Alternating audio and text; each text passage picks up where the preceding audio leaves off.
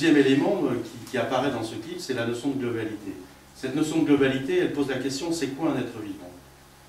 À votre avis, c'est quoi un être vivant? Je pose la question.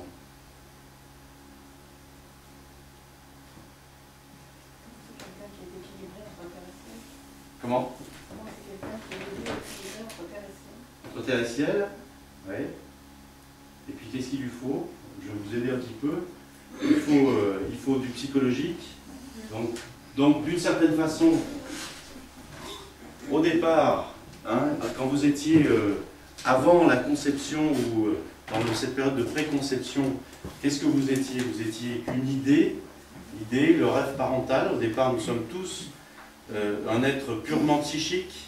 On n'a pas d'intégration à l'intérieur de nos cellules. Et puis, il y a fusion cellulaire, vu les spermatozoïdes qui se rencontrent, développement intra-utérin. Petit à petit, on prend du biologique.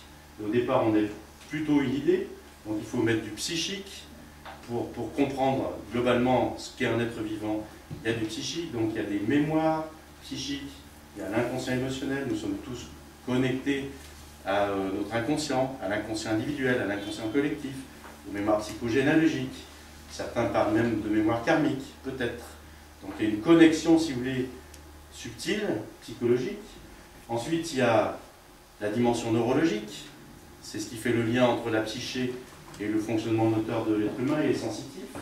Ensuite, il y a l'architecture, c'est ce qu'on appelle les structures ostéopathiques.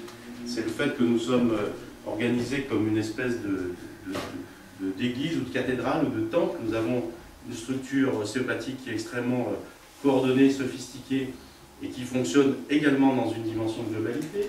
Ensuite, il y a la capacité que l'on a à savoir qu'est-ce qui est à moi, qu'est-ce qui n'est pas à moi, est-ce que je prends, est-ce que je ne prends pas, donc tout l'aspect immunitaire, nos défenses, au contraire la capacité que l'on a à prendre ce qui est bon pour nous, l'organique, notre système organique, le foie, la rate, le pancréas, l'intestin, etc. Le biologique, le fonctionnement de tout cet édifice sur le plan de la biologie, et puis jusqu'à l'atomique, c'est-à-dire qu'au fin fond, si on veut vraiment définir un être humain dans sa globalité, vous voyez, il faut partir d'un sommet psycho-émotionnel qui est très subtil, et il faut descendre jusqu'au niveau des particules atomiques. Nous sommes faits d'atomes, nous sommes faits de particules, et si on avait un microscope psychique, on pourrait descendre jusqu'au fin fond de nos structures, on verrait quoi? On verrait qu'il y a une espèce de système de circulation à très haute vitesse de particules lumineuses. Nous sommes des êtres lumineux avant tout. Alors quand on tape ici, bien sûr, on sent la structure, on ne peut pas passer à travers, mais dans la réalité, nous avons cette structure lumineuse atomique. Pour vraiment donc comprendre un individu dans sa globalité, eh bien, il faut prendre en charge la dimension qui va du fin fond de l'atome, du fin fond des particules, jusqu'au sommet de l'émotionnel. Si on ne fait pas ça, on n'a pas une approche globale, on n'a pas une vision globale. Vous voyez, est-ce qu'on est des méridiens d'acupuncture?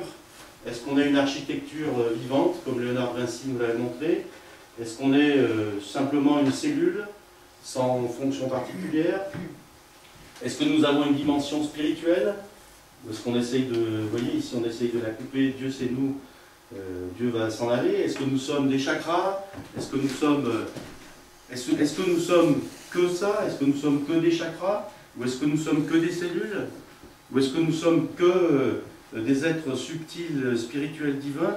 Est-ce que nous sommes qu'une biologie, que des molécules qui s'organisent entre elles?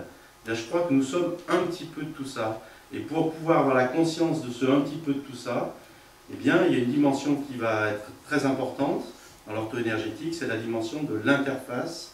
Le thème de la soirée, c'était les interfaces vitales. Et je vais vous essayer de vous faire comprendre comment on peut avoir une approche de toute cette globalité via les interfaces vitales.